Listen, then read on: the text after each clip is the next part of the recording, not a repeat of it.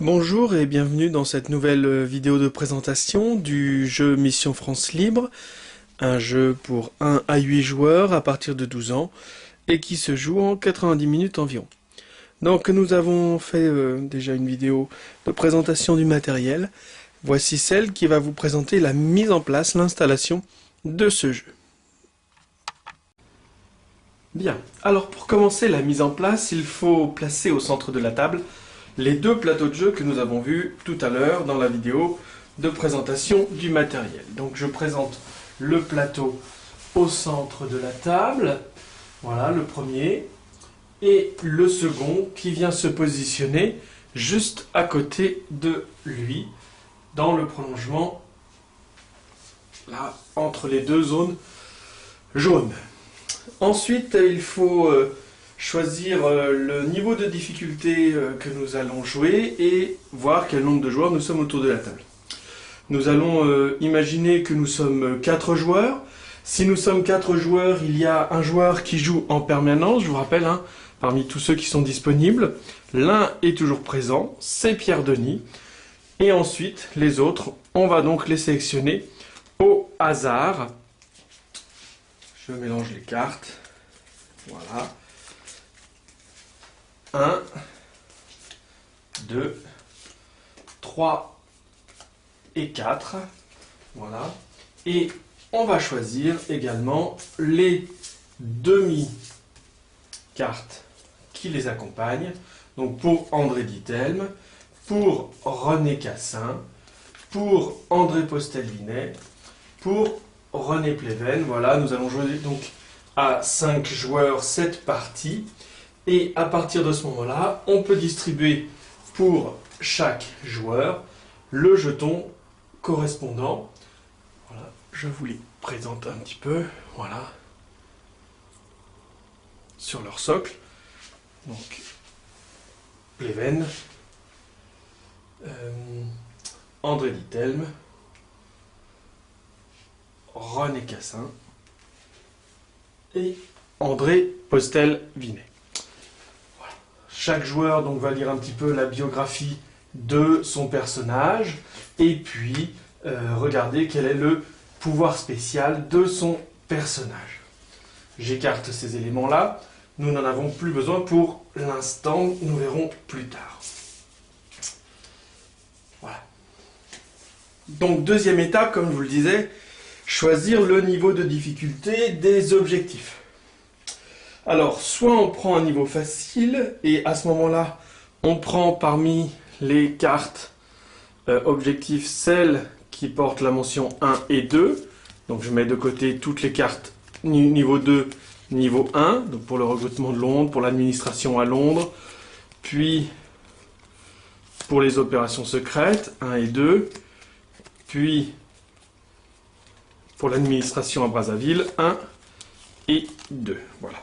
Donc, admettons que nous jouions en mode facile. Je prends ces cartes objectifs. Voilà. Donc, il y en a 8. Je les mélange.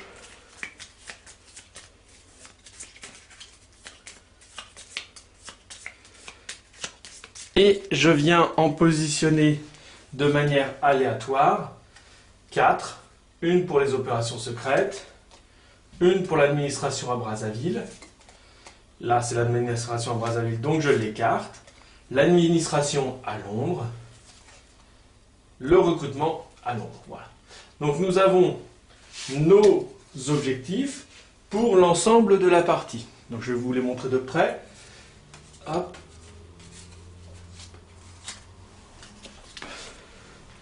Donc pour les opérations secrètes, on a une carte de niveau 2, un objectif de niveau 2 avec différents éléments dont je vais vous parler juste après. L'administration à Brazzaville, un niveau 1. Pour l'administration à Londres, un objectif de niveau 2. Et pour le recrutement à Londres, un objectif de niveau 2. Alors sur ces cartes, vous voyez qu'il y a différentes années, 1940, 41, 42. L'objectif principal, c'est l'objectif final, donc à la fin de l'année 1943. Ça veut dire qu'à la fin de l'année 1940, pour réussir l'objectif, il faut avoir 2900 recrutés à Londres, à la fin du premier tour, de jeu, puisque la partie se joue en 4 tours de jeu complets. Même chose pour 1941 1942, et on retrouve la même chose, des objectifs intermédiaires et un objectif final ici, en 3 parties, pour les opérations secrètes. À Brazzaville, une petite particularité, il n'y a pas d'objectif 1940 ni 1941, tout simplement parce qu'il faut payer cette administration par l'intermédiaire de francs CCFL qui sont créés à la fin de l'année 1941 et qui apparaissent donc dans le jeu seulement à la fin de l'année 1941, en réalité au début de l'année 1942. Et même chose pour l'administration à Londres avec, cette fois-ci, comme monnaie, la livre sterling. Voilà, je vais le remettre donc là-haut pour que nous puissions utiliser ces objectifs durant la partie que nous ferons après. Voilà. Troisième élément, il faut prendre l'ensemble des cartes recrutement, celles-ci, les mélanger,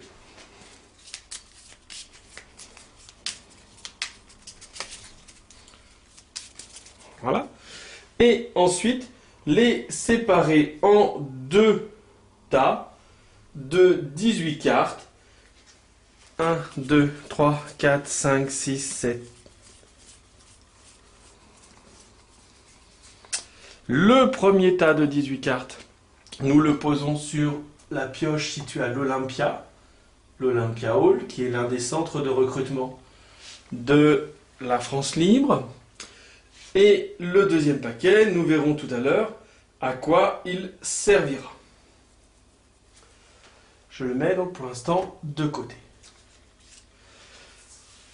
Quatrième étape, il faut que je prenne donc ces autres cartes recrutement, et que je les positionne au niveau de la BBC, puisque les appels depuis la BBC à Londres permettent de faire venir des Français libres qui vont arriver à Londres pour servir la cause de la France libre. Nous prenons ensuite les cartes en mission de confiance, celle-ci, voilà, qui représente, je vous le rappelle, les personnages, donc je vais essayer de bien les mélanger. Alors, il faut prendre celle des joueurs qui s'y jouent. Hein. Donc René Cassin, on écarte celles qui ne jouent, les joueurs qui ne sont pas présents autour de la table. Voilà. Donc j'ai pris les René Cassin, les Pierre Denis, les André Dittelme, les René Pleven, les André Postel-Binet, puisque, comme je vous le disais tout à l'heure, nous allons jouer à 5 joueurs. Je mélange, et une fois qu'elles sont mélangées, je viens les positionner ici à l'emplacement au niveau des missions du renseignement. Elles nous serviront de pioche pour essayer de savoir qui va partir en mission et quelle mission il va devoir effectuer dans le cadre de la France libre. Ces missions se basent à partir de renseignements qui sont obtenus par le Bureau central de renseignement et d'action, le BCRA, qui est situé donc ici sur le plateau de jeu.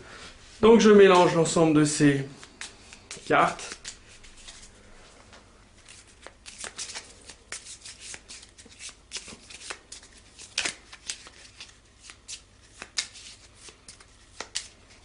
Voilà. Alors que je me suis trompé tout à l'heure. Là, c'est pas la BBC, c'est le BCRA. La BBC, elle est là-haut, hein, le recrutement. Cela vient bien là-haut.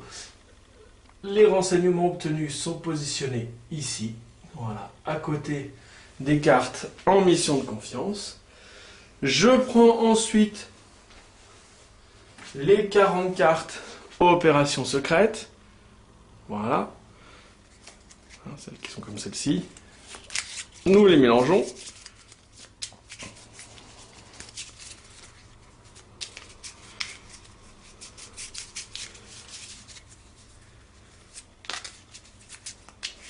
Voilà. J'en prends 20, les 20 premières.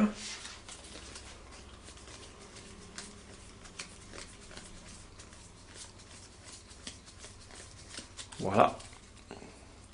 Que je positionne justement au BCRA. Et les 20 autres, je les positionne à l'état-major. Voilà, situé donc au 3-4 Carlton Gardens. Je prends ensuite l'ensemble des pions déplacement. Alors, le nombre de pions déplacement, les recto verso, double déplacement ou déplacement en métro, déplacement à pied simple, nous verrons ça tout à l'heure. Le nombre de jetons déplacement est fonction du niveau de difficulté au départ.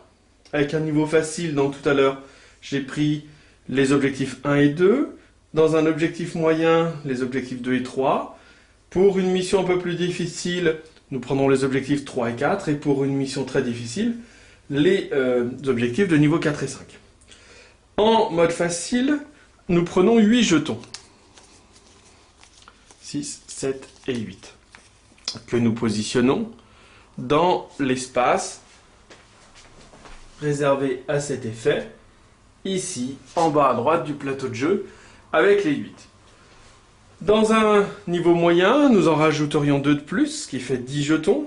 Dans un difficile, nous en rajouterions 2 de plus, ce qui fait 12. Et dans un très difficile, nous en rajouterions 2 de plus, ce qui fait 14, parmi les 15 jetons qui sont disponibles dans le jeu. Voilà. Donc ici, vous avez sur le plateau de jeu la pioche pour les déplacements, et ici, la défausse une fois qu'ils auront été utilisés. Nous verrons tout à l'heure l'importance de cette case défausse des déplacements.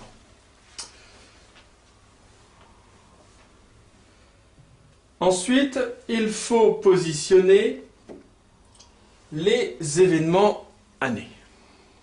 Alors, je vous rappelle qu'il y a une carte pour 1940, plusieurs pour 1941, une pour 1942, plusieurs pour 1943 et une seule pour 1944.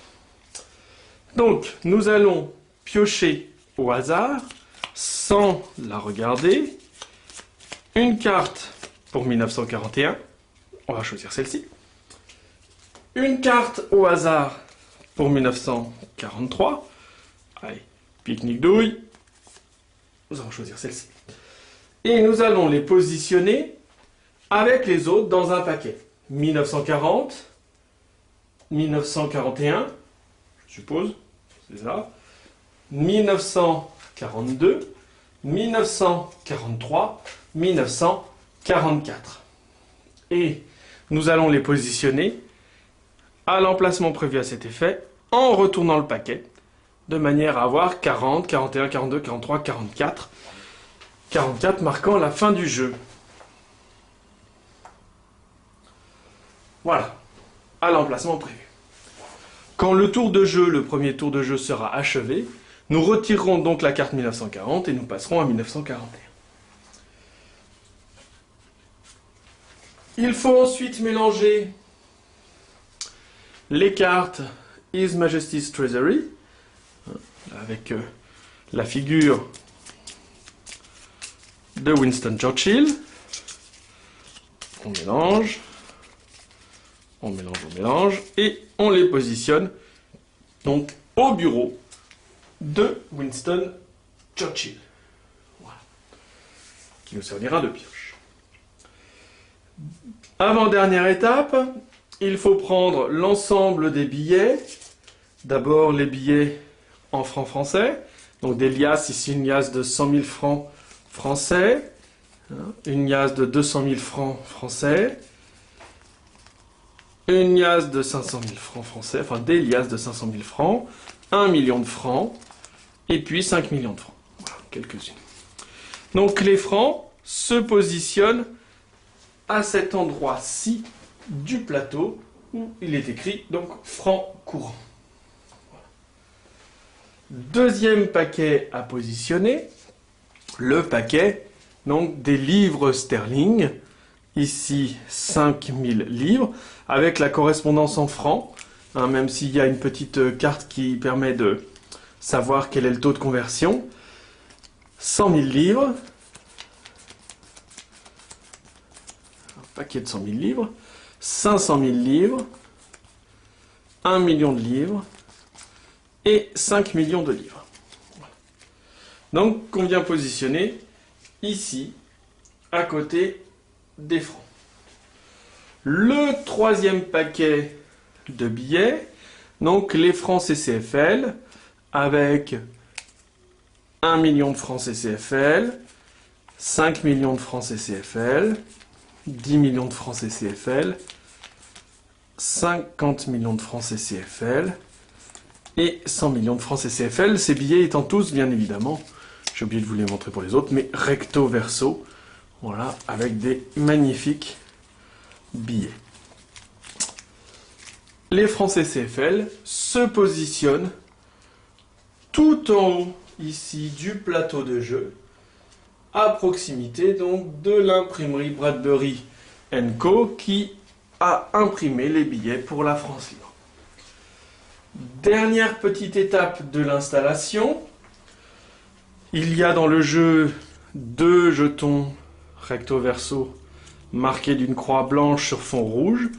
Tout simplement parce qu'en fonction du niveau que vous voulez donner à votre partie, si vous voulez jouer en mode très facile avec des enfants de moins de 12 ans, ou si vous voulez jouer en mode normal avec donc des enfants de plus de 12 ans et entre adultes, 2 lieux qui sont fermés au départ. Le bureau de la CCFL, puisque la CCFL est créée à la fin de 1941, et donc l'imprimerie qui permet d'imprimer les billets de la CCFL, qui est fermée puisqu'il n'y a pas besoin d'imprimer de billets de la CCFL. Voilà pour l'installation initiale, sachant qu'il reste donc dans le jeu un dé à 6 faces, des cubes en bois rouge, voilà, et des jetons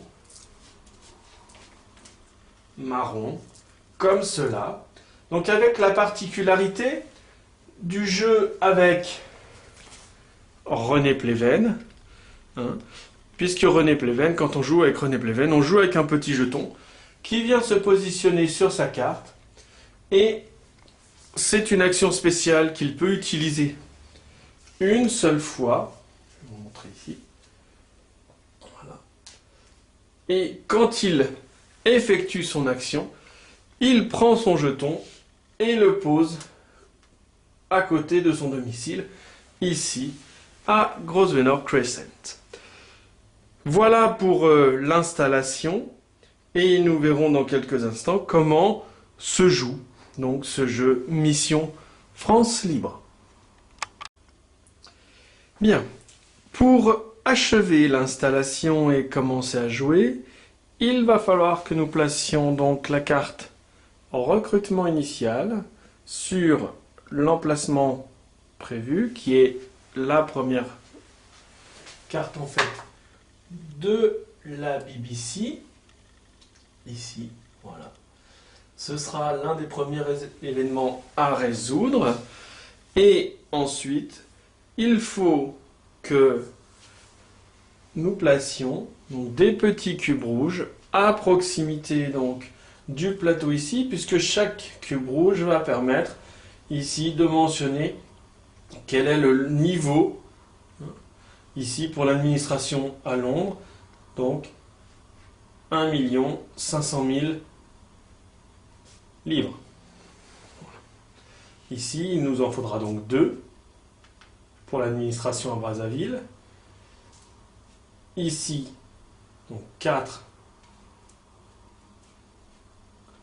pour compter les recrutements au fur et à mesure, pour savoir où nous en sommes dans la partie par rapport donc aux objectifs qui nous sont fixés par les 4 objectifs que nous avons tirés tout à l'heure.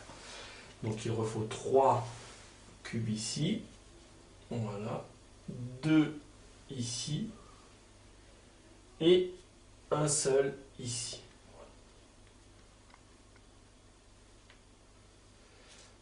Et ceux-là donc sont mis de côté. Il faut pour la première année donc disposer un petit jeton qu'on enlève une fois que l'objectif est atteint. Et vous verrez que, donc pour 1942, pour l'instant, il n'y en a pas. Et 1940 ici. Si à la fin d'un tour de jeu, donc, il nous reste 3 objectifs non résolus, alors à ce moment-là, la partie est perdue. Par contre, si au cours du premier tour, on peut remplir un objectif, on va par exemple le retirer, le remettre dans la pioche, et à la fin, au début du tour suivant, donc en 1941, si nous n'avons pas atteint ces objectifs-là, c'est pas grave, on peut continuer. Voilà. Et il faut atteindre les objectifs de niveau 2. Au cours de l'année 1941, si l'objectif de 1940 est atteint, on ne retire pas le jeton qui est présent sur cette carte. C'est-à-dire qu'il faut remplir celui-ci, et celui-ci est perdu. Donc, pour ne pas perdre la partie, il va falloir remplir les 3 de 1941. S'il y en a un qui n'est pas rempli, à la fin de l'année 1941, il nous reste 3 petits jetons sur les objectifs, et à ce moment-là, la partie est également perdue. Donc, je repositionne les jetons comme il convient. Voilà. Donc, pour l'année 1940, il va nous falloir 2900 recrutés à la fin de l'année. Il va falloir avoir effectué 5 opérations secrètes et avoir déposé pour l'administration de Londres la somme de 400 000 livres. Alors, comment ça se passe? De manière assez simple, au début de la partie, pour déposer de l'argent à l'administration, il faut que Pierre Denis, le seul autorisé à déposer de l'argent, soit à l'état-major et dépose de l'argent qu'il possède en fonds propres. C'est-à-dire qu'il l'ait récupéré par quelque manière que ce soit. On verra ça tout à l'heure. À partir de 1942, une fois que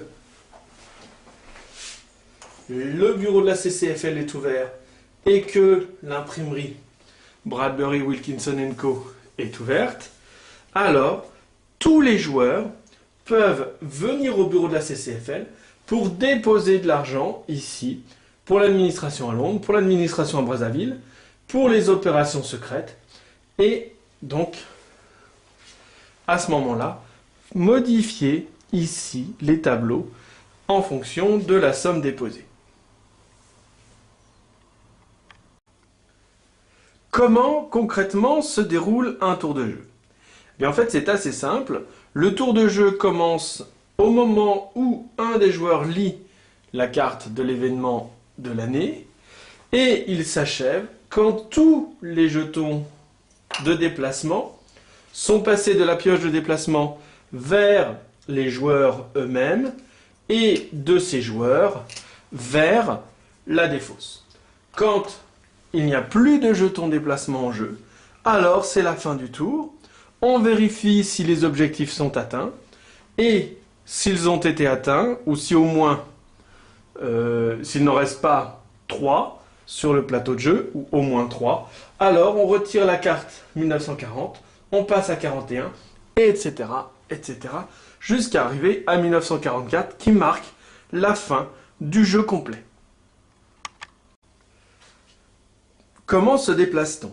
Là aussi, de manière assez simple, si je suis René Pleven, je peux prendre un jeton déplacement, face donc numéro 1, avec à la fois le ticket de métro et le piéton dans la City à Londres, et je peux décider soit d'utiliser ce jeton d'un seul coup pour me déplacer où je veux sur le plateau de jeu.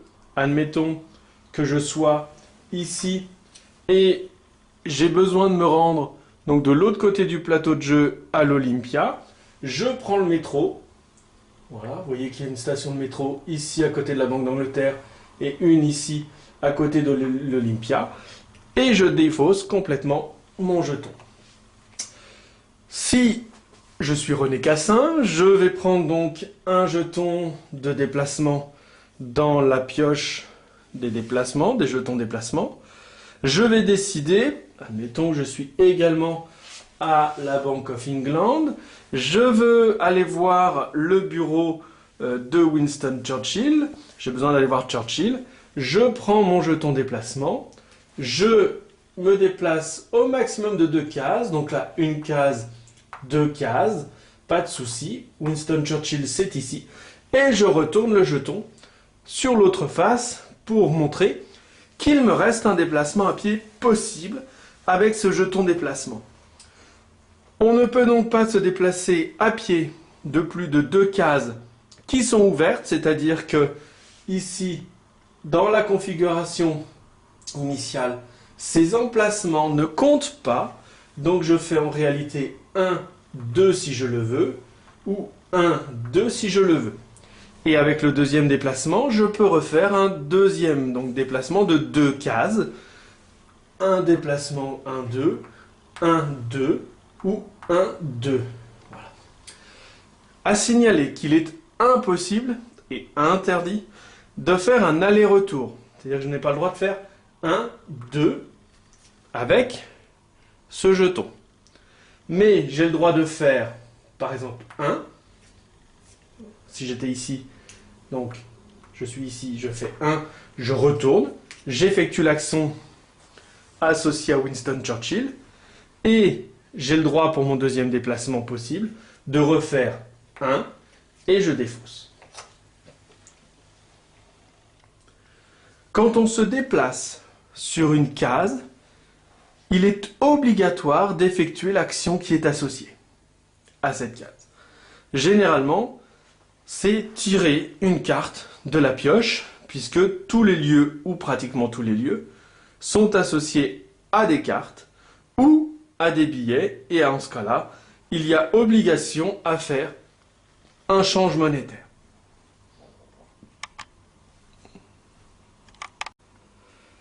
Dans le cadre de leur déplacement, si 2 joueurs sont amenés, par exemple, Olympia et Cassin à l'état-major, comme nous avions dans la configuration juste avant, si 2 joueurs sont amenés à se trouver sur la même case, il est possible pour eux d'échanger des cartes piochées ou des jetons déplacement, de les échanger ou de les donner.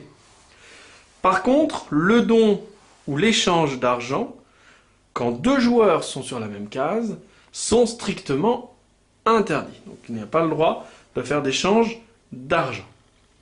Pour échanger de l'argent, les joueurs doivent passer par l'appartement des Pleven, y déposer de l'argent qu'ils possèdent dans leurs fonds propres, et d'autres joueurs peuvent ensuite venir les récupérer. Cet échange d'argent est néanmoins possible si les 2 joueurs sont tous les 2 dans l'appartement de la famille Pleven en même temps. C'est la seule possibilité pour qu'il y ait un échange d'argent ou un don d'argent direct entre 2 joueurs. Sinon, c'est le dépôt chez la famille Pleven de cartes, de jetons, d'argent. Et ensuite, un autre joueur peut passer dans l'appartement pour les récupérer. Je vais vous présenter maintenant un petit peu à quoi correspondent les cartes et donc les différentes zones. Je vais retirer les jetons pour que ce soit un petit peu plus facile. Alors, 2 emplacements où il y a du recrutement possible. C'est l'Olympia, ici, encadré en noir, avec donc la possibilité de tirer la première carte, parfois les 2 premières cartes en fonction des pouvoirs spéciaux des joueurs. Et ensuite, donc on peut la retourner, janvier 1943, 80 recrutés, 800 000 francs. Donc cela veut dire que le joueur qui la tire va augmenter le nombre de recrutés, ici, à 80, donc 80, voilà. Et il va récupérer en fonds propres 800 000 francs. Donc parmi les francs qui sont situés ici. Donc, pour faire simple, 500 000, 700 000 et 800 000. Donc 500 000, 700 000 et 800 000. Voilà. Admettons que ce soit Pleven qui y soit. Voilà. Il a donc devant lui 800 000 francs, le reste de l'argent revenant bien évidemment ici. Cette carte est posée ensuite sur la carte des recrutements, de manière à pouvoir vérifier qu'il n'y a pas eu de problème dans le décompte sur le petit plateau annexe au cas où. Deuxième emplacement où il y a du recrutement, c'est la BBC, ici, encadré en vert, puisque cela appartient au quartier de Mayfair. Alors, je retire la première ici, mais c'est exactement la même chose, c'est le recrutement, cela fonctionne exactement de la même façon. Le recrutement initial, nous le verrons juste après. Deuxième type d'espace, de lieu, ce sont donc la BCRA ici, le BCRA en vert dans le quartier de Mayfair, et l'état-major encadré en rouge dans le quartier de Westminster. Quand les joueurs achèvent leur déplacement sur ces cases, ils tirent la première carte des opérations secrètes et lisent le contenu de la carte. Groupe Boccadan, le groupe de Nantes a échoué et n'a pas assassiné le Feldcommandant Karl Hotz, dirigeant la commandante tour 518 de Nantes. Pour effacer les traces et éviter la Gestapo, vous versez la somme de 800 000 francs. Ces opérations secrètes, pour être effectuées, doivent être déposées ici, dans ce qu'on appelle la liste des renseignements obtenus. Mais pour pouvoir la réaliser, pour pouvoir la comptabiliser ici dans les opérations, et pouvoir augmenter le petit jeton qui signale ici l'augmentation du nombre d'opérations secrètes réalisées, il va falloir qu'un des joueurs, n'importe lequel, verse à n'importe quel moment la somme de 800 000 francs. Bon, cet exemple tombe bien puisque vous avez vu qu'à l'instant, donc Pleven avait récupéré donc 800 000 francs, et bien il va pouvoir dire, moi je les ai, je les prends, je les rends à la banque, et cette opération est effectuée. Nous avons réalisé cette opération malgré tout, à effacer les traces. Nous la déposons ici, et en même temps, nous venons d'effectuer donc la première opération réalisée. Voilà. Je vous rappelle que l'objectif, dans notre cas précis, c'est d'en réaliser 15 sur l'ensemble de la partie. Autre lieu possible, donc, comme je vous le disais, c'est la famille Pleven. Si on va chez Pleven, on peut déposer ce que l'on veut, y récupérer ce que l'on veut, en laisser une partie, tout prendre, c'est au choix des joueurs.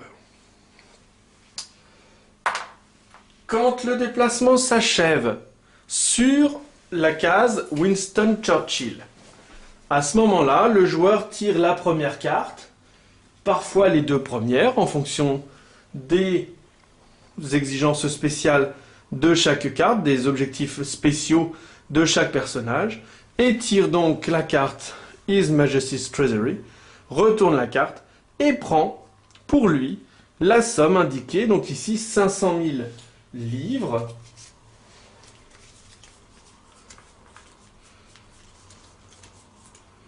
Voilà, donc un billet de 500 000 livres pour René Pleven, pour sa caissette personnelle, et nous verrons ensuite à quoi cela va permettre, ce que ça va permettre de faire.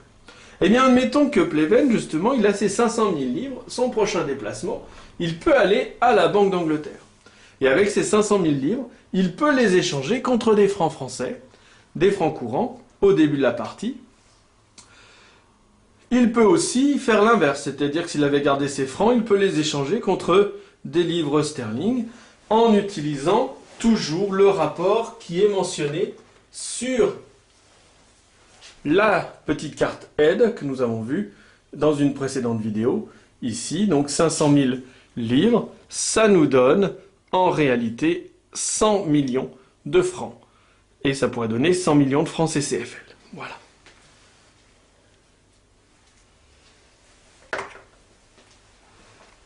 Autre lieu, c'est donc la CCFL. Un joueur qui achève son parcours sur le bureau de la CCFL peut déposer de l'argent pour l'administration à Londres, l'administration à Brazzaville ou les opérations secrètes. Eh bien, si j'ai 500 000 livres, par exemple, je peux décider, en étant René Pleven, de les déposer pour l'administration londonienne. 500 000 livres, sachant que notre objectif final, c'est 1 200 000 livres, et que là, nous avons pour 1940, 400 000 livres. Cet objectif 1940 est atteint, je peux retirer le petit jeton qui est présent sur la carte objectif dès à présent. Sachant que le bureau de la CCFL n'ouvre que plus tard, mais voilà. Une fois que j'ai déposé ces 500 000 livres, j'augmente ici, pour l'administration de Londres, le montant en milliers de livres, donc 500 000 livres. Il faut bien penser à ajouter, quand on dépose, et à retrancher quand certaines cartes vous demandent de les retrancher. Dernier lieu, c'est donc l'imprimerie. Et cette imprimerie vous permet d'échanger des livres sterling contre des francs CCFL. Voilà, selon le tableau de valeur indiqué précédemment. Nous avons montré l'ensemble des lieux, mais il reste 2 paquets de cartes dont nous n'avons pas parlé du tout. Ce sont ces 2 paquets de cartes. En fait, dès qu'un jeton déplacement est défaussé par un joueur, il tire la première carte des renseignements obtenus et lit la carte secret défense, Passy et un autre joueur, ou 2 joueurs. Dans notre exemple, il n'y a pas Passy dans le jeu. Donc, ou 2 joueurs, si Passy n'est pas là, doivent aller au BCRA. Sinon, fermer ce lieu pour le reste de l'année. Donc, à ce moment-là, on nous dit de piocher 2 cartes en mission de confiance. Je vais tirer la première. C'est donc René Cassin. Et une deuxième. Ah, c'est René Cassin. Ce n'est pas possible d'envoyer 2 fois le même. Oui. René Pleven. Voilà. Eh bien, nous allons dire que donc René Cassin en noir, René Pleven en rouge. Voilà. Et ces 2-là doivent aller réaliser cette opération un peu spéciale d'après un renseignement obtenu avant qu'il n'y ait un certain nombre de cartes dans cette file des renseignements obtenus. En fait, le nombre de cartes maximum qui doivent être présents dans cette file avant que ne se déclenchent les renseignements obtenus, c'est 5 cartes. Donc admettons, si nous avions une opération secrète ici, une opération secrète ici, et un autre renseignement obtenu, donc c'est Pleven plus Ditelme ici, eh bien, au prochain tirage, soit d'une opération secrète, soit d'un renseignement obtenu, l'ensemble se décale donc sur la gauche, et à ce moment-là, les effets négatifs commencent à apparaître. Par exemple, admettons, je tire une opération secrète, eh bien l'ensemble est déplacé sur la gauche, ici, ici, ici, ici et ici. Et à partir de ce moment-là, à chaque tour de jeu, à chaque déplacement, on prend la carte ici et on applique son effet. Donc ici, ça nous ferme le lieu René Pleven. On ne peut plus aller chez René Pleven pendant ce tour de jeu. Donc vous voyez que fermer des lieux, ça peut être très embêtant. Donc il faut absolument résoudre ces cartes de renseignements obtenus.